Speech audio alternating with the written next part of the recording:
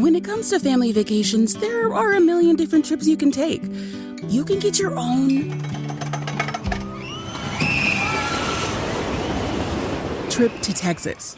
Or if you prefer a vacation from your family, you can always get your own leave the kids with grandma trip to Texas. So go to traveltexas.com/get-your-own for the only trip to Texas that matters. Yours. Travel is great, but planning for travel can be time-consuming and difficult. That's where One Travel comes in. With One Travel, you'll find everything you need to book the perfect trip. Flights, hotels, cars, transportation, it's all right there. With One Travel, you can book online, via app, or even pick up the phone and talk to a travel advisor ready to help you make your selections. Visit onetravel.com/music or call 855-437-2154. Plan it, book it, live it. One Travel. Motherhood. 1 minute, you're mom of the year. I love you, Mommy. Then the next, not so much. From bath time to bullying, from potty training to puberty, parenting is full of challenges. But one thing is for certain, you are not alone. Welcome to Modern Mom Probs. I'm your host, author, mother, parenting expert, Tara Clark. Join me while we tackle today's modern mom problems. Welcome back to another episode of Modern Mom Probs. I am your host, Tara Clark. Today we're talking about fostering civic engagement with our children. And I am joined by Rosie Rios. Rosie Rios is the chair of America 250, the official nonpartisan entity charged by Congress with planning the 250th anniversary of the signing of the Declaration of Independence. Rosie served as the 43rd Treasurer of the United States with oversight over 4,000 employees and $5 billion budget. Her personal passion includes Empowerment 2026, a nonprofit that highlights historical women in positions of money and power. Rosie is a member of the Council on Foreign Relations and was honored as one of USA Today's Women of the Century. Most recently, Rosie served on the Treasury Transition Team on behalf of President Joe Biden. Rosie Rios, welcome to the show. Thank you, Tara. So good to be here. I'm thrilled to be chatting about this. So in 2026, the United States is going to mark their semi-quincentennial, which is the 250th anniversary of signing of the Declaration of Independence. And you, Rosie, are the chair of America 250. Tell us a little bit about the program. Absolutely. Well, thank you again. I'm thrilled to be here as a mom. I'm thrilled to be here as chair of America 250. And most importantly, to talk about one of our first big initiatives, America's Field Trip. So America 250 is a congressional commission that was formed by legislation in 2016. It is a group that includes 24 members, all appointed by the House and Senate majority and minority leaders. So of those 24 members, 16 are private citizens, and then 8 standing members of Congress, 4 from the Senate, 4 from the House, and equally divided, Democrat and Republican. So I say we're bipartisan, but we're also all partisan, nonpartisan, and we are charged specifically with planning the nation's commemoration and celebration of the 250th anniversary of the signing of the Declaration of Independence. That is so exciting. I was born in 1980, and I had just missed the 1976, and I always felt jealous that I missed out on that because I just simply wasn't born yet. And so now at least we could be a part of the 250th anniversary. Absolutely. Well, it's exciting. And for me, I say once in a lifetime, it's actually twice in a lifetime, because I do remember the bicentennial of 1976. I was 11 years old. I was in the Bay Area outside of San Francisco, and I have extremely, extremely fond memories. So I do remember taking a field trip to the Oakland train station to see the Freedom Train that was bringing around the national treasures of our country. I remember seeing the tall ships coming through our black and white TV through the New York and Boston harbors. I still have my bicentennial quarter. 25 cents as an 11-year-old was my life savings, but I still have it. I carry it with me everywhere I go. And I'll never forget that July 4th, 1976. It was a cloudy night, but those fireworks were never brighter. And I was never more proud to be an American. And I want my kids to feel the same way for this next one. Yeah, absolutely. Absolutely. You mentioned the word field trip, which leads me to my next question. So there's an initiative, a new contest called America's Field Trip. Tell me a little bit about that. Yes. So we launched officially as a public entity last July 4th with something called America's Invitation, just to kind of give you some background. And America's Invitation is basically that, inviting the American public to take this journey with us. And it's really a video portal that people can submit their memories, their ideas, what America means to them, etc. And so we launched that in the great state of Wisconsin, nice purple state, at the Milwaukee Brewers against the Chicago Cubs game with Major League Baseball. So baseball, hot dogs, and apple pie, really kind of marking this 3-year count up to 2026. And we really wanted to start our next big initiative with this next generation of leadership.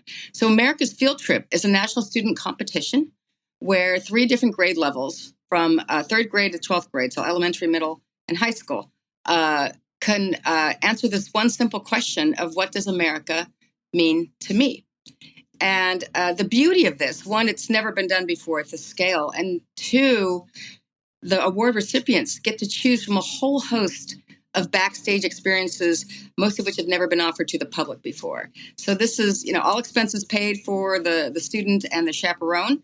And this first round, which is a pilot program, is mostly a National Park Service experience. But there's also others, the Smithsonian, Library of Congress, et cetera. They're opening their vaults, if you will. Really, really exciting.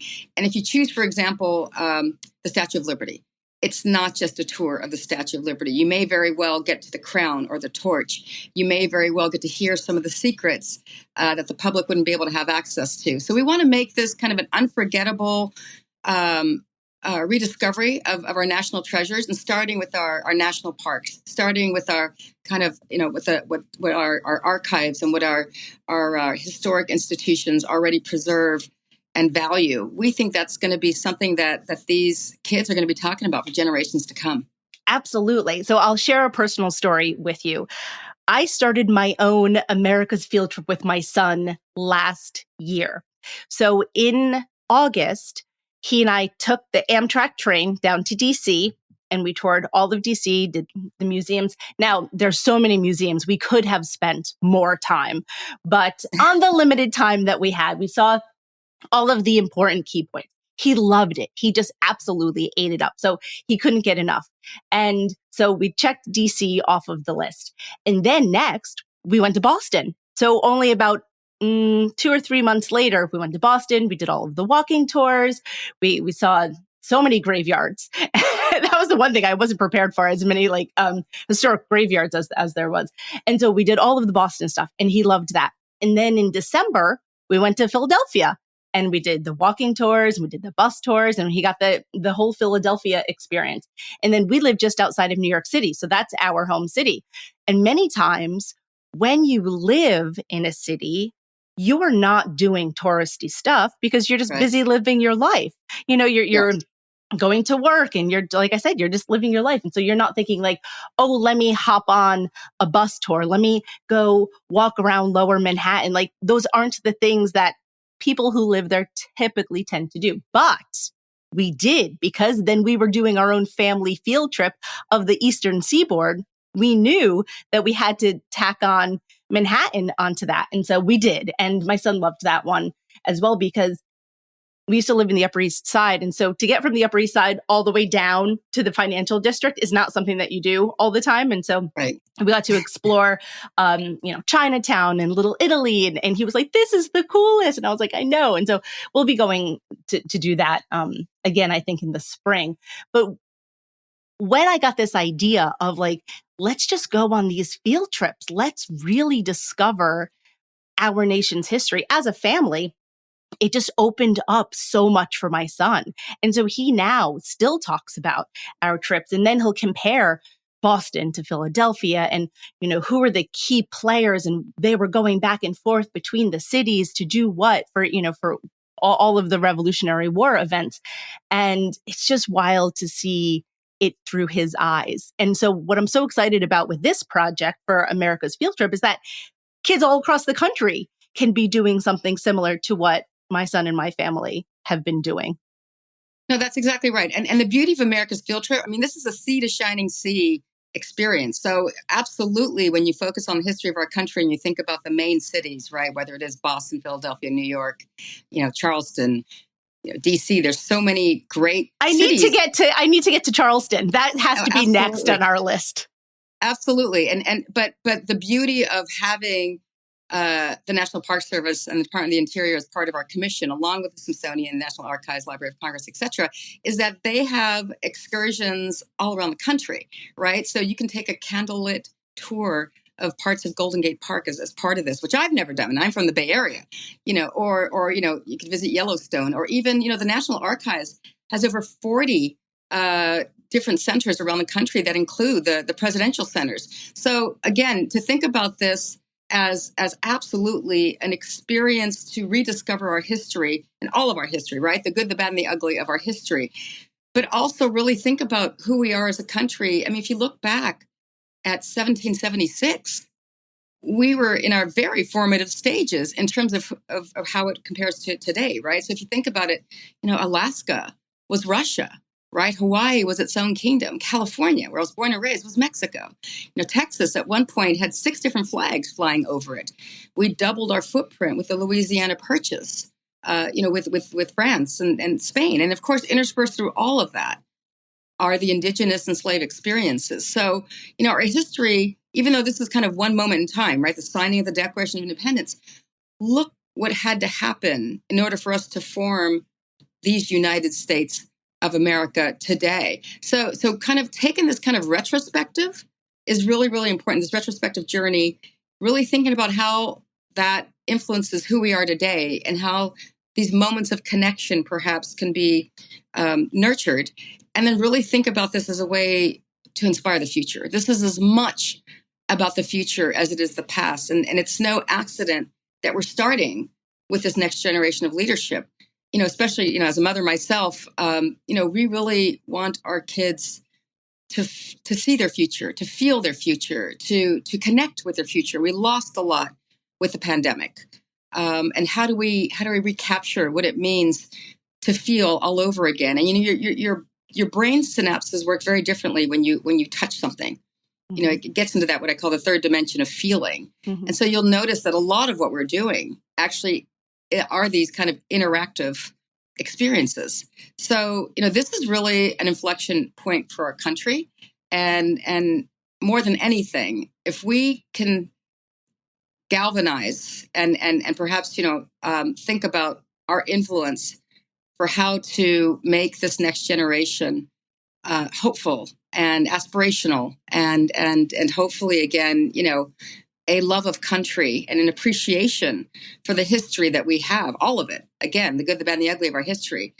What does that look like? How do we heal, if you will, and how do we move forward from there? Absolutely. 1,000% yes. A few months ago, we were in Arizona and my son went hiking, and it's all he talks about, that one particular hike that we did in Arizona. And in this modern age where the kids are on their devices all the time, right? Like, we could be honest about it. The kids are on their phones quite a bit. And to have them put down their devices and take a hike in a state park, in a place that they've never been, even if it's local, because there are plenty of state parks that are national parks that we have in this area that we haven't visited yet. Absolutely. And to hear my son still recount the story of how important it was that we had hiked this particular mountain that was a sacred land for the indigenous people in this area of Phoenix. It means so much to me, and I know it means so much to him, so much more than whatever they're doing on their devices at any given day, right? And so I think It's a big part of putting down their devices, getting outside, touching grass, spending time together as family, and creating those memories together. Absolutely. And look, this is also about opportunity. I mean, growing up in the Bay Area, I was one of 9 kids, and our parks were our recreation, and not everyone has the ability to be able to travel in the way that they would like to. And so, I was recently at the Boys and Girls Club in Harlem last week, And, as I was talking about America's field trip with some of these kids, first of all, I wish we had a Boys and Girls Club growing up. Me too. But I really would have loved that. Amazing. Absolutely amazing. But two, some of these kids, when I was talking about America's field trip and some of the experiences they could choose from, I would say that the one that they picked the most was the Statue of Liberty. Here you had kids living in New York who see the Statue of Liberty every day, but have never visited. I mean, it was touching. It was really, really touching. And I couldn't help but hearken back to perhaps, even for me growing up, wow, there are a lot of things that we couldn't do, that we weren't able to do. Mm-hmm. So this is something, again, anyone could submit, again, as a U.S. student, and again, from grades 3 through 12, whether it's through your teacher or through your parents, anyone could submit this essay, this video, etc., about what America means to you. And you have the opportunity, you're on equal footing with anyone else to be able to have kind of this access, this democratization of access to these experiences, again, most of which have never been offered. So it is kind of exciting to think about it. I wish I would have had that opportunity growing up as a kid. And this is a pilot program, by the way, and because this has never happened before, this idea literally came in my sleep. And it comes from my own personal, my own personal aspiration of what I would have wanted as a kid. So to be able to open that door for other kids is really special. And we hope, again, because this has never happened before, that we can get this right. That, if you can imagine, thinking about this from the federal government's perspective, thinking about this and how to make these exciting, how to make these exclusive, how to make these accessible, and then being able to scale this, which we hope to do in September as a full year school effort, and grow this to 2026, and perhaps even keep it going after 2026 in some way. So, this is really a real seminal moment for us as we, as a commission, think about how we can make a difference. What those kind of high impact, large scale, galvanizing activities could be, right? And as a commission, when we're thinking about how to think about these planning activities, we really focused on 3 words, which was educate, engage, and unite. And any one of those would have been enough. All 3 of them sounds impossible, but we kept our focus, and I think that I feel very comfortable. That's exactly where we're heading. It's ambitious, but I think it's achievable. When you visit a state as big and diverse as Texas, there are a million different trips you can take. Let's say you've got an appetite for whitewater kayaking. You can get your own, so this is why they call it Devil's River, trip to Texas. Or maybe you have an actual appetite. I'll take a pound of brisket, 6 ribs, 3 links of sausage, and a piece of pecan pie. Trip to Texas. Go to traveltexas.com/get your own for the only trip to Texas that matters. Yours. Travel is great, but planning for travel can be time-consuming and difficult. That's where OneTravel comes in. With OneTravel, you'll find everything you need to book the perfect trip. Flights, hotels, cars, transportation, it's all right there. With OneTravel, you can book online, via app, or even pick up the phone and talk to a travel advisor ready to help you make your selections. Visit onetravel.com/music or call 855-437-2154. Plan it, book it, live it. OneTravel. Absolutely. And so wait, so I got to ask you, so when you toured DC, so you might know as Treasury of the United States, I oversaw the Bureau of Engraving and Printing and the U.S. Mint. We produce our currency and coins. I don't know if you had a chance to take any of those tours, either in D.C. or Philadelphia, but I got to tell you, that's a great example of something that we can make accessible. So when I oversaw the Bureau of Engraving and Printing, where we print our paper money, we could provide floor tours, and so usually the public would have to see it in an enclosed elevated catwalk. But, there were times where we had special requests and we would accommodate. And so to have these special requests specifically for kids to be able to get on the floor, to see and touch and hold, millions of dollars is really kind of exciting. So that's a great example. I don't know if you had a chance to do any of those tours, but that's a great example of kind of, again, these once in a lifetime experiences that we can offer. That is mind-blowing for a little kid to stand there and see all of that around it. I didn't have the opportunity to do it with my son yet, but when I was in elementary school, we had our school tour. I think that was seventh grade, we went down to Washington, D.C., and Oh, we were excellent. able to walk through the catwalk, as you mentioned. So it was a long time ago, Yeah. but I got to see it then, and it was very cool. Excellent. Right. Now, Tara, how old is your son? He's 11. Okay. And so is he aware of America's field trip? Is he submitting? Are you doing this with him? We are absolutely going to do it. We haven't discussed it yet because we just haven't had the opportunity to, but 100% we will be sitting down talking through it because he loves history. He loves the Revolutionary War history. He likes World War I, World War II. I mean, he is a history buff. I am a history buff. So it's something that means a lot to both of us. And we both love exploring America, as evidenced by my explaining about going up and down the eastern seaboard, going out to Arizona and hiking on sacred land. So we love it. Like, there's just so many parts of this country that there's just so much to see. And it's so different, whether we're in New Jersey or Florida or wherever, like everything's so different. And it's wonderful to meet people from different areas, to taste the food from different areas. It's just so eye-opening. And so anytime I have the opportunity to travel with my son, we try to. And it doesn't always have to be a big extravagant trip. Sometimes it's driving to a national park, right? Try to do it on a budget. Sometimes, like I mentioned, we took the Amtrak train down to Washington, D.C. So we tried to do it in ways that make sense, that give us the most bang for the buck and give us the most opportunities to explore. And I think many times families get hung up on thinking that trips always have to be a big budget Disney World kind of vacation or big budget Hawaii kind of vacation, but it doesn't have to be. Some of my favorite vacations have been going to Yellowstone. Now, I cannot wait to bring him to Yellowstone. We haven't yet. We've been waiting for him to get a little bit older. He's That's 11 one of the now. To pick from. Yes! That's one of the options. Okay, that's what we're going to go for. But that's the thing. It's like now he's getting to an age where he loves to travel. He loves history. He's getting right in that sweet spot where we can explore all of the national treasures, as you mentioned, and hit up the national parks that are literally in our own backyard that we haven't been to. He's never seen the Statue of Liberty, and he was born and raised in New York City. Oh, my goodness. Yeah, no, absolutely. And look, I mean, think about that question, too. A very simple question to answer in terms of what does America mean to me?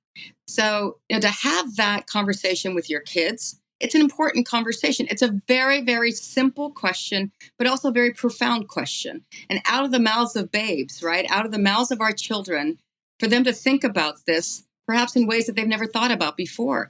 What does it mean to be born here? Or what does it mean to not be born here? What does it mean? It means very different things to very different people. This word America, the United States of America. And so how our kids think about it, especially in their formative years and what they see, what they hear, what the news media says. So this exercise of kind of having that conversation, perhaps for the very first time with your kids about this great, resilient, amazing country. And when I think about this, people ask me all the time, how do you know that America 250 is going to be successful? And I would say there's two metrics here. There's two metrics for me. One is, that our programming could be that high impact, galvanizing, unifying experience for 350 million Americans. I mean, we want this to be something for everyone. We want everyone to feel like this is as local as possible. Again, sea to shining sea. Every state has to feel like they're part of this, but also every American has to feel like they're part of this. And I think the other metric that I like to think about is, I want as many Americans as possible to feel like this is the land of opportunity all over again, right? So especially for this next generation of millennials and post-millennials, they could be a little jaded, a little cynical. Again, they had to live through the pandemic. I don't know how parents did it with remote learning. I mean, it's had to be very, very difficult. And so now, we are very different in many ways, pre and post pandemic. And how we think about our country and, more importantly, our democracy, right? We are the world's oldest democracy. And so how we think about keeping this spirit alive and well, how we think about feeling that we really are the land of opportunity all over again, that millions of people still risk their lives to come to this great country, right? So, my parents came from Mexico in 1958, and they landed in Hayward, California, in the Bay Area, because my father was a seasonal migrant worker, and there was a Hunt tomato factory there. And so that's, they decided after they got married that they were going to come and build a better life here in the United States. And they did, obviously. All 9 of us, my mom ended up raising all 9 of us on her own. Somehow all 9 of us, she sent us all off to college. Wow. And, here we are, literally living the American dream. And so I want that fire to be felt the same way it burns in me and the same way it burns in my kids. I want everyone to feel that this is still the land of opportunity. And how do we claim our own American dream? Yeah, you gave me chills, Rosie, telling that story. You really did. And I'll share my family's history. I am Sicilian American. My family is from Sicily, and I am the first in my family to graduate from a 4-year. Congratulations. Thank you. Yeah, from a 4-year institution. I went to Villanova University outside of Philadelphia. And then actually my cousin went there. And then we have a legacy at Villanova. But before that, no one had graduated from college. And so I could say that. And so many times people tend not to think about Sicilian Americans in that migration story, but it was very real. Well, and everyone has an American story, right? Yeah. Unless you're indigenous or you're forced to be here, everyone has a story. And so we do think of this journey, and it is a journey, and perhaps a journey we've never gone through as a country. It's a journey of these stories. And again, and not all stories are going to be pleasant. Not all stories are going to be, the actual realization of that American dream. But for all of us, it's how do we keep it's not just about hope. It is about kind of a realization that we as a democracy actually work. As you think about these historic milestones along the way too, think about, this wasn't just about July 4th, 1776. Right. This all really started in earnest with the Boston Tea Party, which, that 250th milestone just passed this last December. Right. And there's a whole series of activities that led to ultimately the American Revolution. And in fact, this year is the 250th anniversary of the first Continental Congress. And so as you think about it that way, it took 2 of them, took 2 Continental Congresses in order for them, for us to get it right. Right. So it's, I think the story is in the struggle. The story for all of us is in the struggle, right? Even to form this amazing governance that we have today, and how we think about, again, we aren't perfect. We could definitely be more perfect. That's for sure. And how do we continue to evolve as a country? Yeah. As a mother, how do you get your children interested in civics? Yeah, no, it's not easy. There's anyone born in the mid 90s and later grew up with the internet. And so it's no longer what you're taught at home or what you're taught in school, right? It's what you see, it's what you experience, it's what you have access to. Mm-hmm. Not always so great. So civics and thinking about, again, our democracy, our governance, how it all works is not exactly the first in mind for a lot of our kids. But it is obviously, look, it's something very unique in terms of what we have to offer as a country. Very, very unique. And you'll see, our Declaration of Independence, our Constitution, our Bill of Rights is quoted in a lot of other governing documents around the world. But, in my case, it's a little different. So, my kids were born and raised in California. And then when in 2008, when I became part of the Treasury Federal Reserve transition team as part of the, at the height of the financial crisis, I took what I thought was going to be a short-term assignment, a 4-month short-term assignment. And here I am, Little did you know then. 16 years later, my 4th tour of duty, if you will. So for my kids, it was baptism by fire, right? My son was a rising 8th grader. My daughter was a rising 4th grader. When I took them out of the only, home they ever knew, the only friends they ever knew, we moved to the DC area for the next 10 years after that.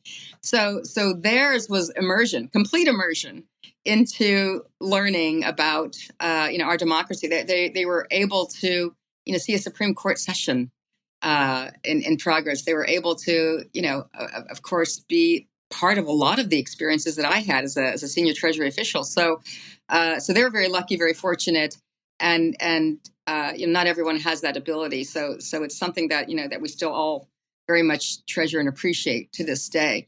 And so that is also kind of what made me think about inspiring America's Field Trip and how to actually have these immersive opportunities that never would have been available before. And I am hoping, look, I mean, we are a congressional commission.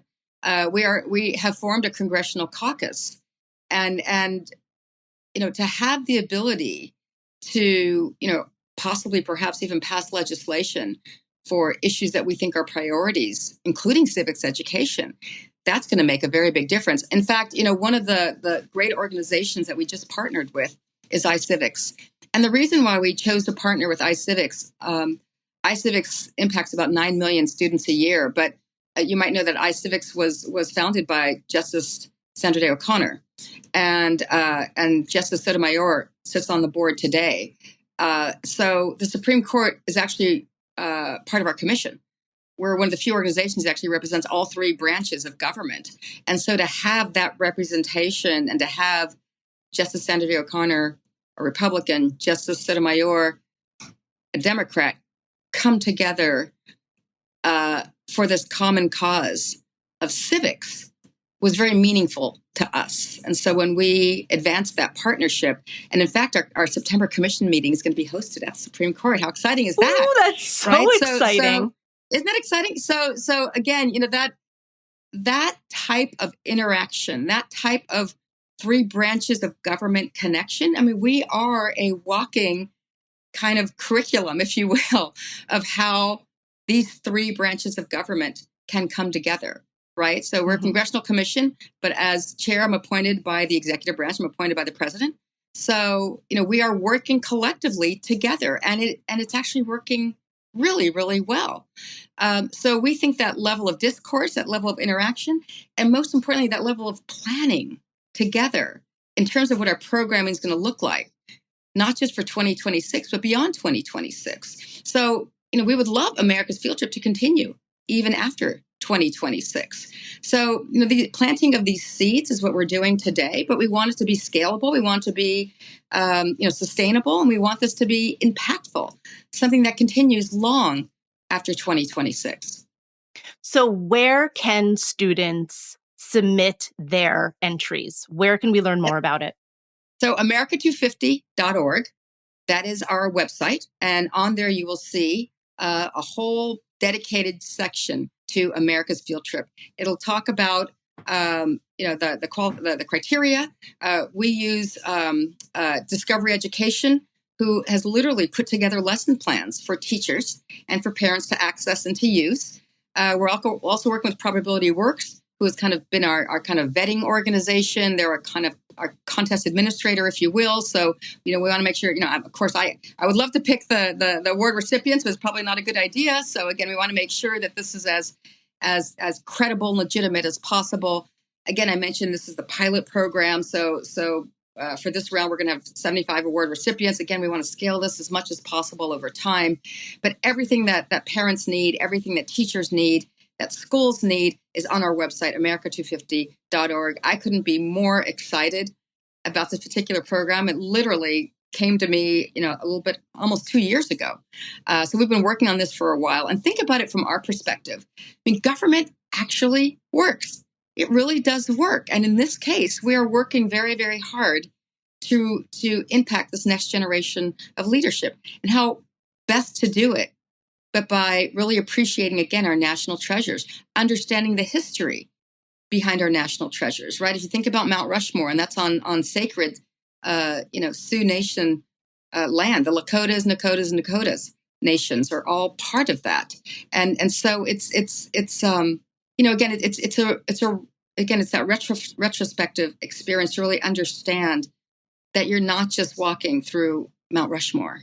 You're walking through thousands of years history and again, sacred territory. So that level of appreciation and gratitude and acknowledgement and recognition is really, really an important part of this process. And we think that discovering our nation all over again through these field trips is a great way to do that. I love it. Rosie Rios, thank you so much for being here today. Thank you so much, Tara. This was fun. This was great. I really appreciate what you're doing. Look, of all the things, in my career path, I would say that the best career I've ever had was being a mother.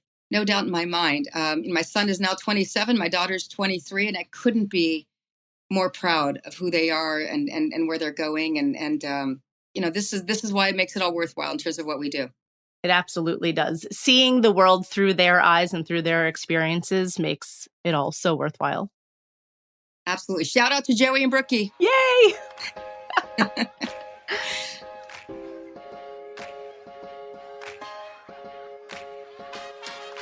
Thanks for listening to today's episode of Modern Mom Probs. I hope you enjoyed our deep dive in today's problem with me, your host, Tara Clark. Join me next time when I'll be interviewing another great guest and tackling another modern mom problem. If you enjoyed today's episode, please leave us a review and a rating. As always, you could head over to Modern Mom Probs on Instagram and give me a follow, or check out my book, Modern Mom Probs, A Survival Guide for 21st Century Mothers, available online wherever books are sold. Well, that's it for today. See you next time, folks.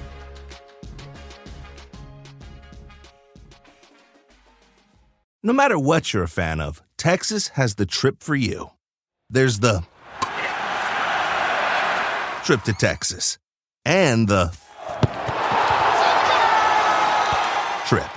Or maybe you're the kind of fan who'd prefer a trip to Texas or a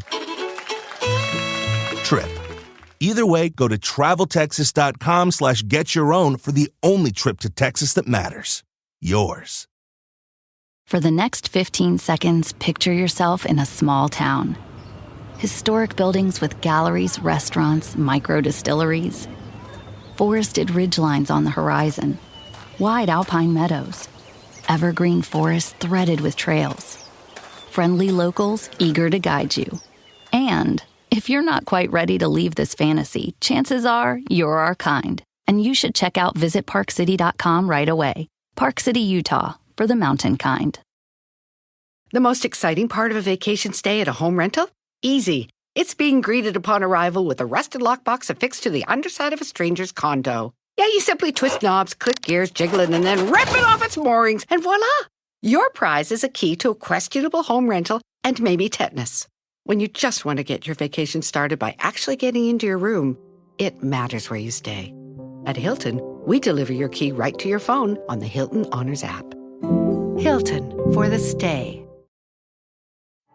At Amica Insurance, we know it's more than a life policy. It's about the promise and the responsibility that comes with being a new parent. Being there day and night. And building a plan for tomorrow, today. For the ones you'll always look out for, trust Amica Life Insurance. Amica. Empathy is our best policy. At Capella University, you'll get support from people who care about your success. From before you enroll to after you graduate, pursue your goals knowing help is available when you need it. Imagine your future differently at capella.edu.